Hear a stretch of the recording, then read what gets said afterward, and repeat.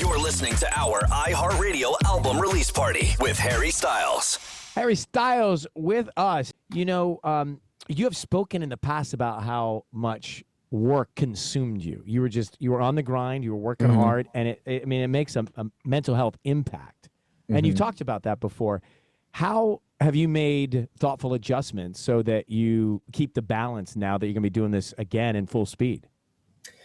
I think generally just trying. I know, like, at times, you know, you can't.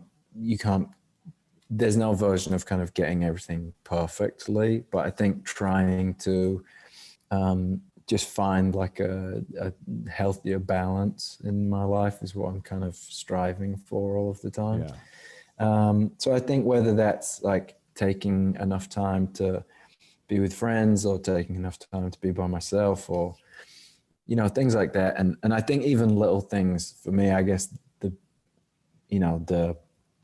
some of the stuff that I guess was kind of specifically for my kind of mental well-being, I guess. Like I always used to like miss therapy and stuff because I would just, I don't know, you know, work stuff would happen and it'd kind of get away from me. And you didn't prioritize it.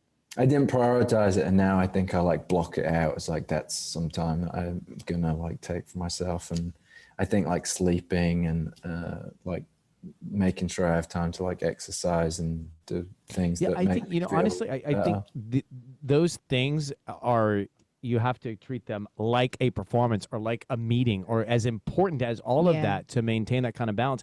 I remember for me, there would be guilt if I wasn't because you're doing your dream job, right? I mean, this is everything you always wanted, and you almost may feel a little guilt if you're not doing it sometimes and you're doing things for yourself, but that's so important to your art to be able to maintain that kind of mental health and creativity as well, right? You can't just be grinding so much you can't think. Yeah, I think you want to obviously be making anything from a place of kind of feeling somewhat good.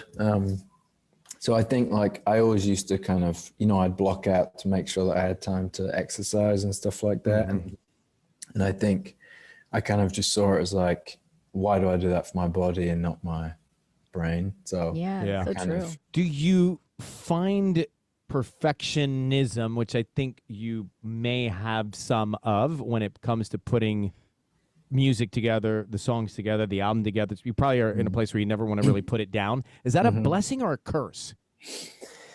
I think it's both, probably. I think like someone told me one time, like, you should take your craft very seriously and don't take yourself seriously at all. So I think there's something about like making sure that if you're going to make something and put it out, that it is how you want it to be. I don't think it's like, oh, it's fine enough, so just put it out. It's just kind of not how I think about it. But at the same time, I think especially when it comes to stuff like an album that is, you know, obviously subjective and stuff, it's kind of like making it perfect. It doesn't really exist. So you can kind of tinkle with it, especially in the end stages, so much. And it turns out it's kind of like trying to get like a bubble out of a water mattress or something. You just can't. Like if you turn something up over here, then it means this is 2, and then you need to like adjust this. And then so you can do that forever.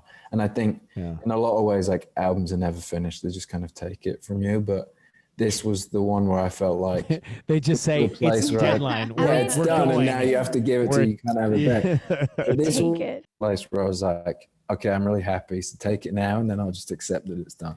I just want to say thank you so much because the album is so fantastic. Thank you so much. But I also do love that you've been opening up about the fact that you were kind of intimidated to go to therapy, or you thought that it made you feel like you were broken. And so I was wondering if you had any advice for people who felt that same way and how you kind of got past that to end up going to therapy, because I've did the same thing and it's changed my life.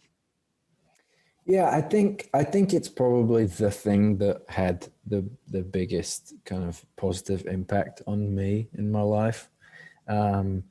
And I think it's kind of one of those things where it's not like a sudden fix. Like obviously you have to kind of do some work with it, but I think I guess like I'm just a big believer in it, and I kind of feel like everyone should go.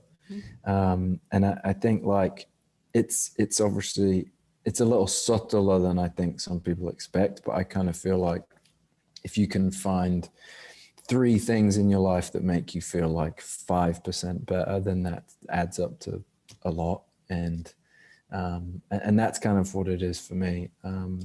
But I think in terms of getting out of my own way with it, yeah, I definitely I felt like it was a thing where, you know, it meant like there was something wrong with me and everyone went, and it felt like really dramatic, and I didn't really want to do that. And I wanted to be able to say like, oh, I didn't need it and stuff like that. And someone kind of described it to me as like, you know, you can go and tell someone everything you want and then you pay them and they're not allowed to tell anyone.